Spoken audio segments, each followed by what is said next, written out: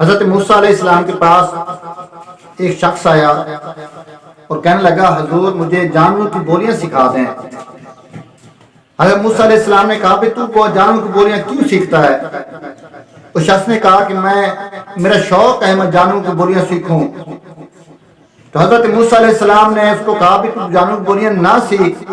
اس نے کہا نہیں، اس سے آپ کا کوئی نقصان نہیں ہوگا، اس لیے مجھے جانوروں کی بولیاں سکھا دیں۔ حضرت موسیٰ علیہ السلام نے اللہ تعالیٰ کی بارگاہ میں عرض کی یا اللہ یہ بندہ تو ضد کر رہا ہے، مجھے جانوروں کی بولیاں سکھا دیں۔ اللہ تعالیٰ نے فرمایا اے موسیٰ اگر یہ ضد کر رہا ہے تو آپ اسے جانوروں کی بولیاں سکھا دیں۔ اے موسیٰ علیہ السلام نے اس کو جانوروں کی بولیاں سکھا دیں۔ اس کے پاس دو جانور تھے، ایک مرغا اور ایک کتا۔ وہ دونوں ایک بھوکے تھے، دونوں بھوکے تھے۔ تو ایک دن شام کے وقت جب خادمہ نے دسترخوان کو جھاڑا وہاں سے روٹی کا ٹکڑا گرا، دونوں لب کے کتا اور مرغ نے وہ ٹکڑا اٹھا لیا۔ تو کتا کہنے لگا اے مرغ مجھے بھوک لگی تھی، اس پر میرا حق تھا، تو نے کھا لیا، تو اور دانہ دم کا کھا لے گا۔ اس مرغ نے کہا پریشان نہ ہو، کل مالک کا بیل مرے گا، جتنا گوشت کھانا چاہے کھا لینا۔ مالک سن رہا تھا، اس نے فوراً بیل کو بیچ دیا۔ صبح وہ بیل اس خریدار کے پاس تو مر گیا، اس کا تو نقصان ہو گیا، لیکن مالک ظاہری طور پر فائدے میں رہا۔ دوسرے دن شام کے وقت کتے نے پھر مرغ سے کہا اے مرغ تو جھوٹا ہے، تو کہتا تھا مالک کا بیل مر جائے گا، لیکن مالک نے تو اسے بیچ دیا ہے۔ اس نے کہا پریشان نہ ہو، کل مالک کا گھوڑا ہے یہ مرے گا، تم اس کا گوشت جی بھر کر کھا لینا۔ مالک نے پھر سنا، اس نے گھوڑے کو بیچ دیا۔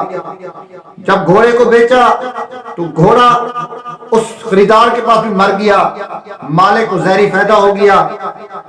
اب دوسرے دن پھر کتے نے کہا مرغ سے بھئی گھوڑا تو مالک نے بیچ دیا ہے۔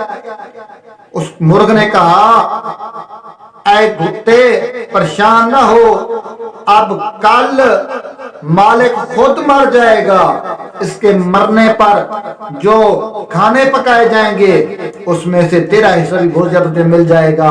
اب مالک بڑا پریشان ہوا، وہ بھاگا حضرت موسیٰ علیہ السلام کے پاس گیا، جناب مجھے معاف کر دیں اور میری جان کو بچا لیں۔ اے موسیٰ علیہ السلام نے فرمایا اے اللہ کے بندے تو آج دیکھ رہا ہے، میں نے پہلے دن ہی دیکھ لیا تھا، کیونکہ یہ جو جانور کا مرنا ہے، یہ جانور کا تیرے پاس مال کا جانا ہے، مال کا نقصان ہونا ہے، یہ تیری جان کا فدیہ تھا۔ اب تو نے اپنی جان کا فدیہ نہیں نکالا، اس لیے اب موت تجھے آ کر ہی رہے گی۔ وہ دوسرے دن مالک مر گیا۔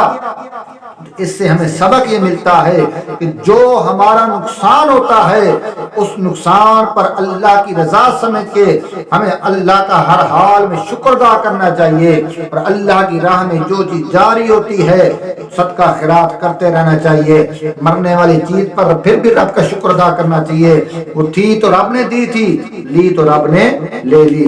اللہ تعالی ہمیں شکر ادا کرنے کی توفیق عطا فرمائے۔